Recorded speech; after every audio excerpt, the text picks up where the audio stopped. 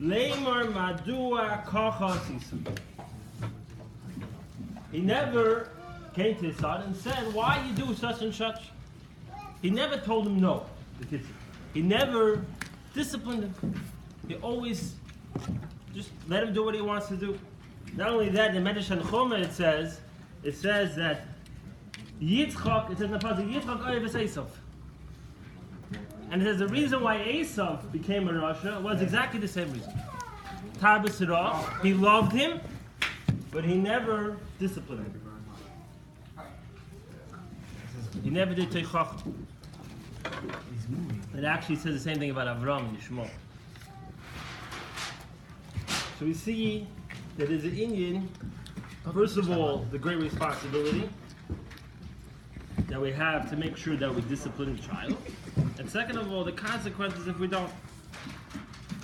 It says in the Malbim, it says that if someone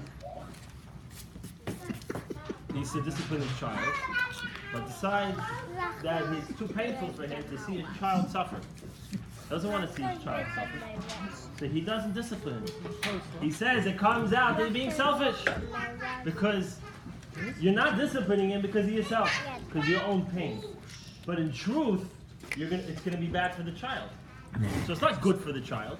You're not doing anything good for the child. You're doing something good for yourself. So by not disciplining him, you're actually hurting the child and only taking care of yourself.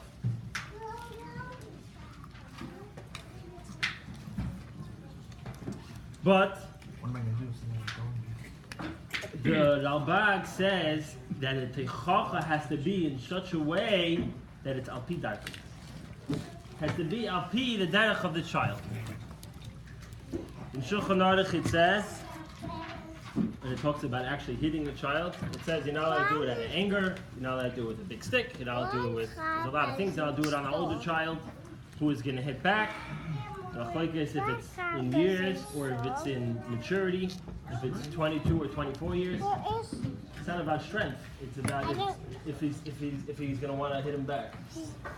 And that's what it says. It says he's going to hit back.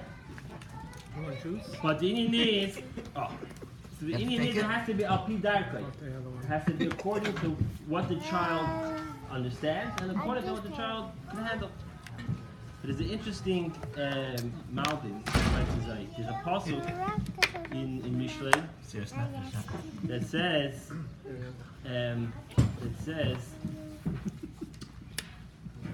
Teiv teichacha begilui me'ava zutet. This is funny. Wow. Yeah, it's better a revealed rebuke than a hidden love. But the Malbim has an interesting take on the pasuk. He goes like this. He says, teichacha begilui me'ava misutet. It's good, a revealed rebuke that comes from a hidden love. The chacha itself has to come from a place of caring, and not chas v'sholom from a place of anger and a place of upsetness. This is mine. There's also another Gemara in Shabbos, Daf Yud on its base, which says like that. It says that a person, it also actually brought that in Torah also, a person shouldn't treat one child different than the other child. It says that because Yaakov gave all his sons a wool coat or a wool jacket or sweater, I don't know exactly what it was, and it says because Yosef's jacket had 2 more slime of wool, therefore the Yidden went down to Mitzrayim. Meaning that because Yaakov treated Yosef different than all of the brothers, caused them jealousy, and that jealousy caused the whole story. So we see that you can't treat one child more favorably than the other one. Interesting about the Indian about Kina, I saw a very interesting thing about jealousy, how bad it is. I forgot who it was. He brings down a story about a king. He says jealousy is worse than anger, even than rage. He says there was a king who had 2 servants. One was a very jealous type of person, and one was a very angry person. So he knew them. So he gave them a proposition. He said, whatever I want to give you whatever you want, both of you. Whatever you ask for, I'm going to give you. But whatever you get, I'm going to give the other one double. So the first one, the guy who's angry, doesn't want to ask for anything because he wants to get the double portion. Right? He wants the other guy to ask first, and he'll get double. The other guy, who got who's a jealous type, doesn't want the person to have double as him. So what happened? So the jealous guy did. He said, he's like, cut out one of my eyes.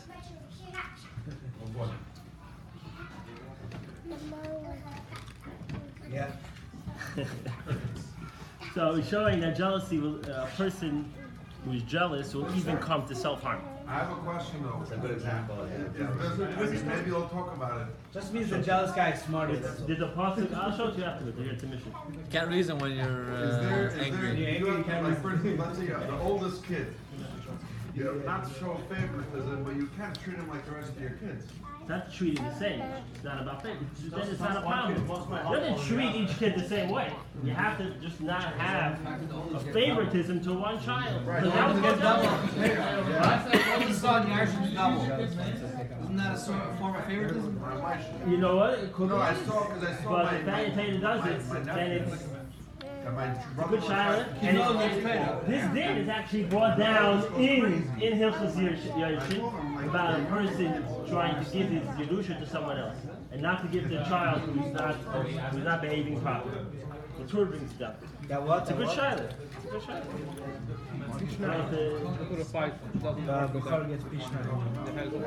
Because he sets the path for everybody. No, I'm serious. I'm not saying that. But at the end of the day, he's getting double than everybody else. So it causes jealousy. You can say the same thing though. Only but the only boys double, the chinuch part, how the But yeah, it's not chinuch. You can say it's from the Eibushin, it's a custom, but the fact is, just telling you, the Yerusha is the Eibushin. Same thing, depends how you write it, getting up a bias. You can say the same thing, and the girls don't get it all. It's not. It's The type of stones, how you make the girls don't get it all. Yerusha. It's nothing to do with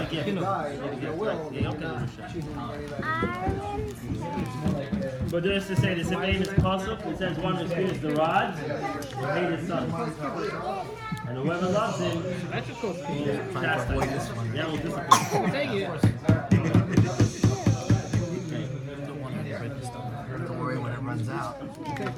Now there's another famous pasuk in Torah. It says, "Chanei chana pidarke gam ki yaskin lo yosim mimenu." And there's many different, obviously the simple meaning, you know, you have to train a child according to his age, according to his understanding, according to his abilities. The other Mefarshim, Rashi explains very simply. He says, if you're going to train the child, first of all, when we say chinuch, there's two aspects to chinuch in general. It's like what we actually teach them, but then there's a simple chinuch, which at least by Chassidim the Rebbe always emphasized, and the Rebbeim always emphasized, that a dugma chaya is the real education. You know, how we act is the real way we educate our child.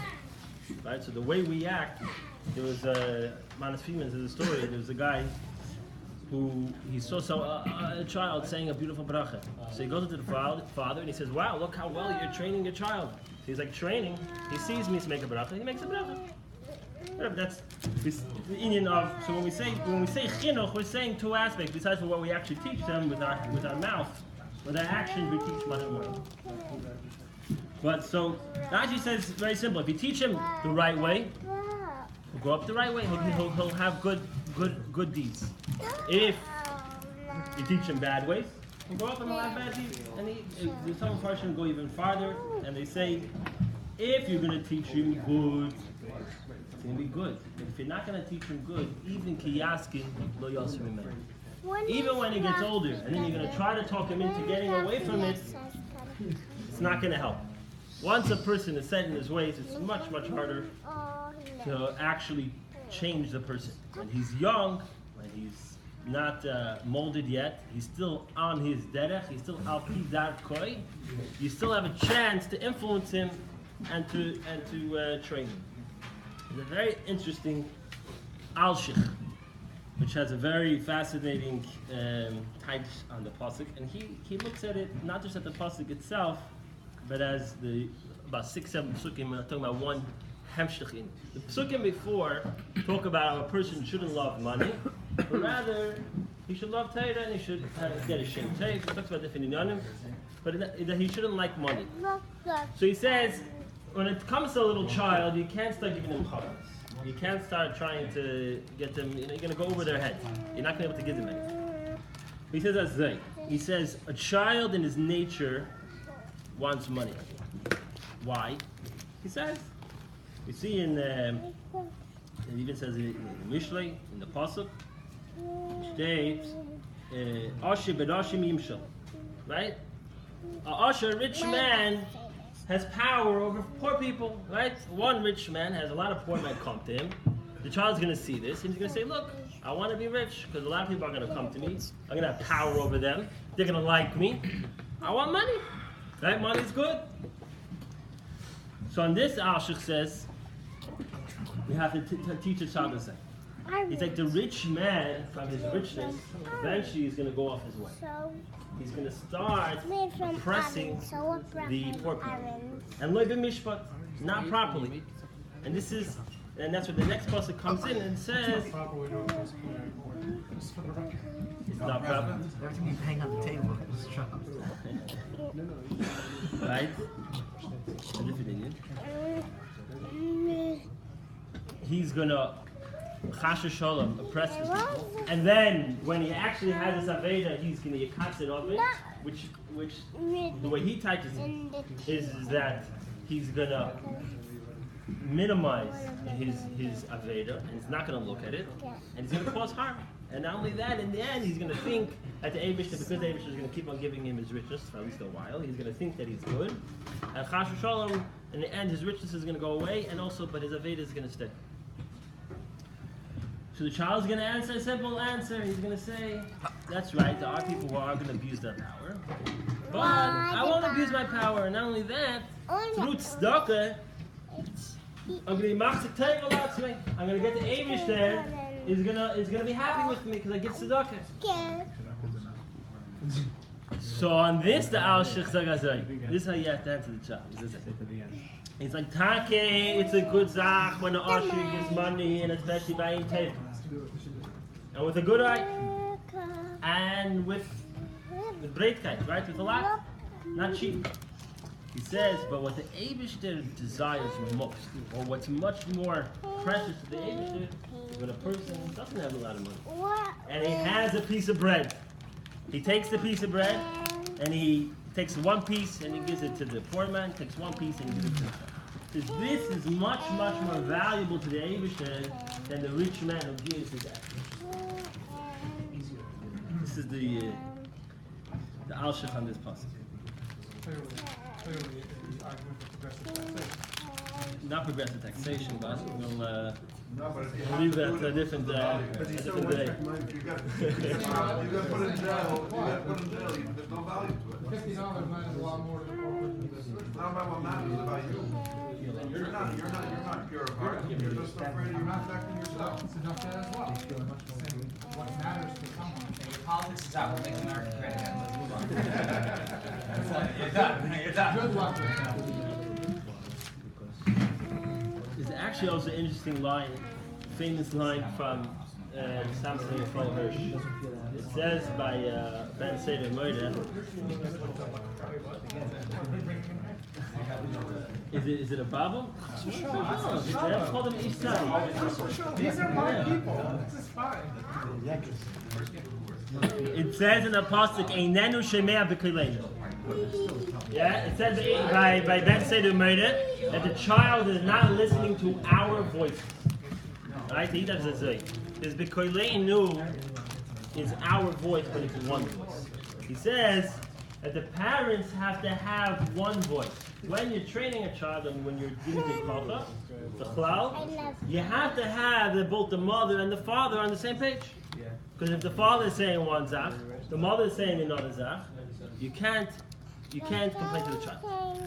The child is not responsible. And when, therefore that there's another shot on the pasuk from the Metzudas David. And he says this: is a person has to train a child early in Avodas Hashem, in serving the Eibush. And when he trains him early, he'll have a sensitivity, he'll have a kishrein to Avodas Hashem. And then therefore when he gets older, he won't leave from it. But then the Bashab has an explanation, a little bit, understands him a little bit different. You know what I'm saying? The Rebbe Rashab says, we can learn from him because it's as cholas. He says that when we teach a child, mamish the beginning, we only teach a child in the simplest, most basic and usual. That what? It is Farana Eibishter, and the Eibishter created the world. We don't even teach Mefsim, we don't even teach Inyanim of Seichel, not like things that, thoughts. That once he gets older, you start developing that in you. But in the beginning, the first thing, the child has to have just a simple understanding. But on the Eibishter, and the Eibishter created the world. Nothing more. Interesting at the Malbim, I don't know if anybody here who does Montessori, but it sounds very similar. He writes that you have to train the child according to his nature and what he likes. So if a child has a certain way of, a certain nature and a certain things he likes, you have to teach him in that way. And in those things. There was an interesting story I heard from Rabbi Garari from Cologne.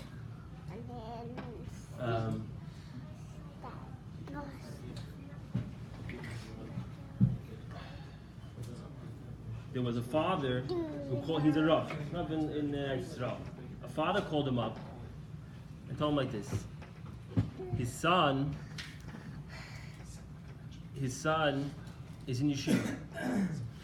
And the Maggid Shir over there was really upset at him. Wanted to kick him out. He said he wanted him out. He didn't want to get kicked out. So they asked him, what's happening? So he said he's very wild, he doesn't listen, he's always jumping. So they decided on a pshara. He's going to get some medicine. I'm not sure which medicine it was.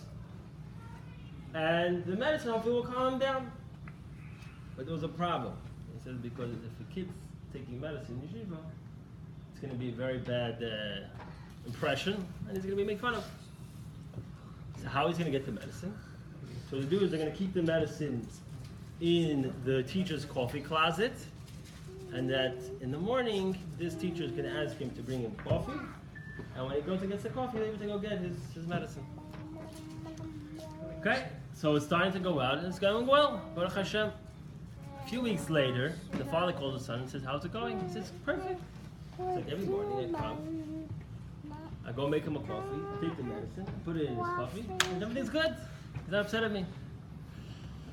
So now the father is calling out the Rav and saying, who has to pay for the medicine? It's very expensive. Who has to pay for it? Who should pay for the medicine? But the coffee ruined the medicine? No. Calm the teacher down. The teacher is taking the medicine, so maybe he should pay for it. Instead of the child taking the medicine, the child's giving it to the teacher. The teacher Instead of taking Was this really again? what? It's literally the kind of question you say. Everything changed for them. Now pay for medicine. My kid said No, it's I should take expensive. a bracha before 7. But it's expensive. Kindergarten. The guy didn't want to pay for it. It was expensive. He's like, my son's not the problem, you're the problem. Look, you're taking some medicine, you're done. This is the justifiable risk we believe. This question. Okay, so what happened? The kid needed medicine, and the teacher was supposed to give it to him. No, The kid didn't the need child is supposed to go. I'm not the only one Everyone. that didn't get the story. The kid didn't. No, so the child was supposed to go get the coffee every morning and take the medicine while he's going to give the coffee to the teacher. Instead of taking the medicine, he put it in the teacher's coffee. The kid was doing the wrong thing and putting it in the coffee. Okay. But the wrong thing. But the result was that the teacher was normal and he wasn't screaming at the kid. Well, the teacher was correct. Anyhow, but Kitsi said that anyhow, the kid has to pay for it anyhow because he had enough. Point shot. Story anyhow. Okay. The point is, the child gets to pay for it. Just try to keep the rough.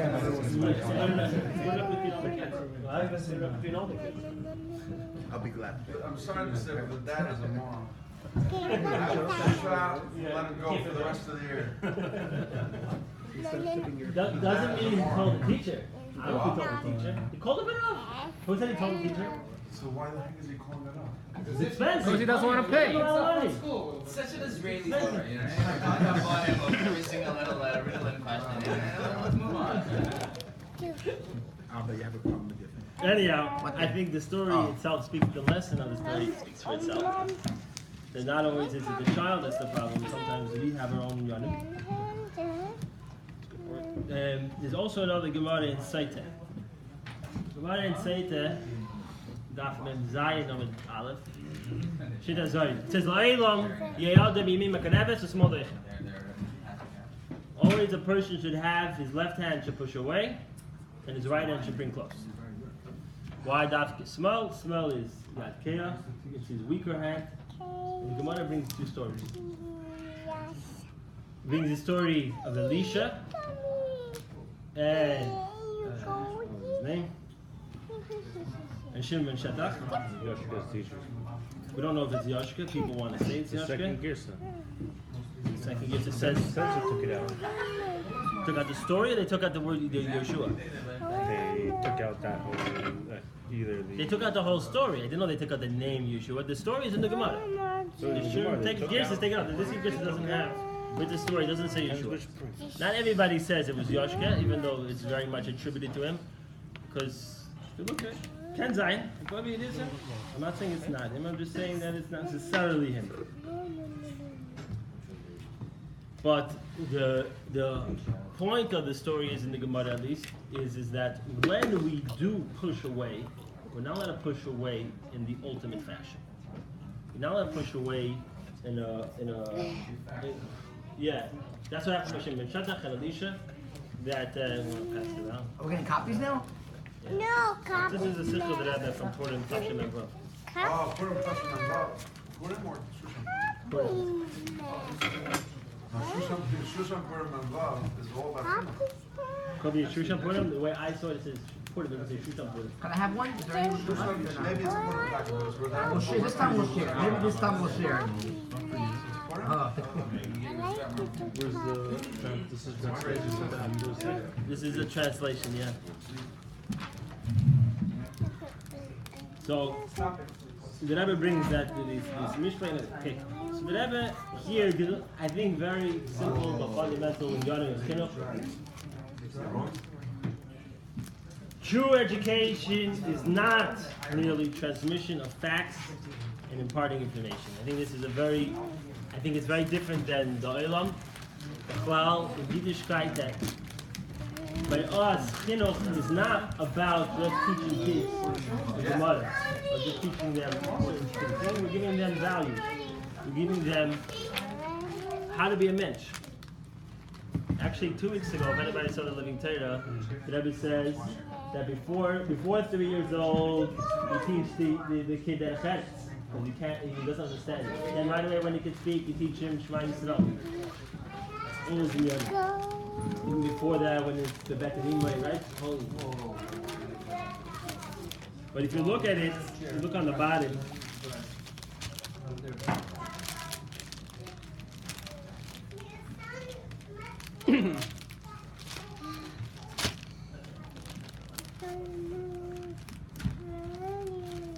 If you look at in the middle, it says, "He who spares the rod hates his son, but he who loves him chastises him early." Right? The early is some people say pashut in the morning, and some of them say pashut early, meaning when he's young. Now this means that effective education and childhood training must incorporate a strong approach. So when he says chastise, when he says spears the rod, the Rebbe here explains in a much simple way. You have to be, when you do education, you have to be pashut with a strong. You have to be strong. Form a positive personality of the individual and to rid the child of any negative traits, right? Any bad stuff. So, see the way the Rebbe, I see a lot of people like are wondering, this is the rod. So always thinking that you have to hit, you got to with the hand. There's, I don't know if anybody can confirm the story, but I heard the story in Shmuel Lu. The Rebbe said you have to be, I don't know what the Lashon was, but you have to be very fearful. You have to be like shaking to lift a hand to your child. A child is not just your child. The child is the Abish's child. So always have to use a stick. You use something. No, Object. no, don't use anything. When you lift your hand to hit your kid. Asking for a friend. Taser. Shmulu, it's on video. Shmulu was saying. You wasn't using this. I think you're not allowed to. Shmulu. Do? I'm scared to do it. Yeah, it's true. Not only that, everybody knows Today B'chal. we're much more Scared to do it? no, yeah, no, We see it also that it's not that usually doesn't come out with it's different not size. gonna help. Different. There's actually another thing it says in Shulchan Aruch quickly. It says that you're not allowed to tell your child that you're gonna punish him. Here it says they're hitting. You can't tell your child you're gonna hit him when he comes home. There's a story where a child was misbehaving. This is in Shulchan Aruch. What? It said that a child was misbehaving in school. You're allowed punishment for another people. You're embarrassing. What? I've seen fathers punish the kids in front of other people. That's a child. Because you're not allowed to.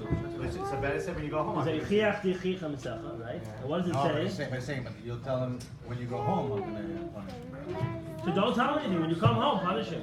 But then you get into the problem is if the kid knows that you're not going to hit him in front of other people, then they start to manipulate you. You don't want to make a scene. I'm holding you by the... Yeah. We know a lot of So people know the where kid, so the kid, the father told him that he's gonna punish him. He's gonna hit him when he comes home. You wrote this, Yogi? No. Chabad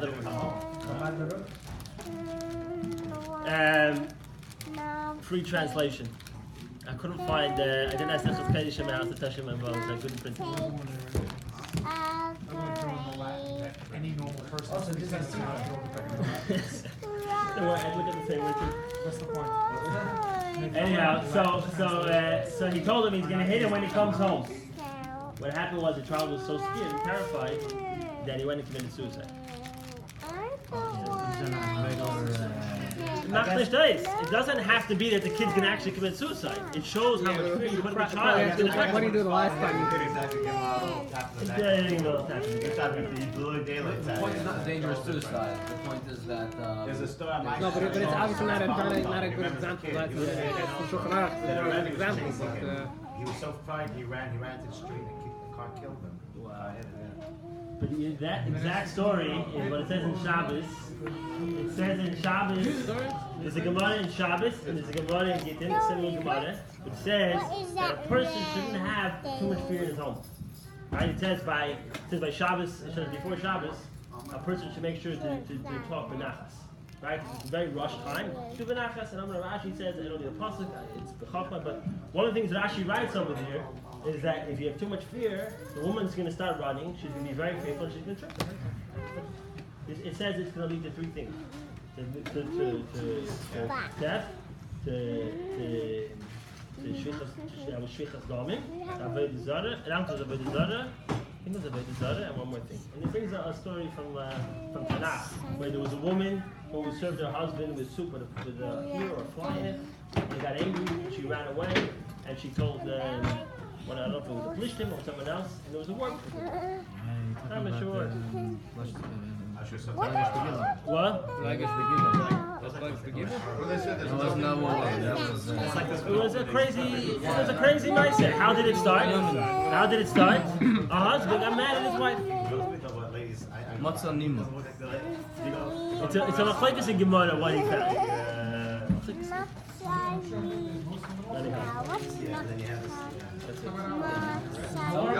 She ran away and then she... Yossi, they say there's nothing more dangerous than a scorned woman. It's also still his fault. It's his fault that she ran away. It is, but... The shtabel shel Advarim, Can't blame Thanks for watching, everyone. what they But did. the Torah does it all the time. But If you look at Torah, it says by Avshalom, it says because someone, actually right, someone who doesn't because of his Torah, yeah, it's someone who doesn't discipline his child leading to death. Is that something So else? actually, you're gonna say, Because if you're Shalom, look what focused- happened. This is You leading were supposed to take out a bad tendency, Yeah. and you did it. You were supposed to put him on the right track, and you did it. Over here, What do you mean? but someone else did something wrong. But she's the one who Again, so so you don't have she instigated it. record the Who instigated it? She And then instigated put it up on the block. it. Yeah, that was the whole time. No.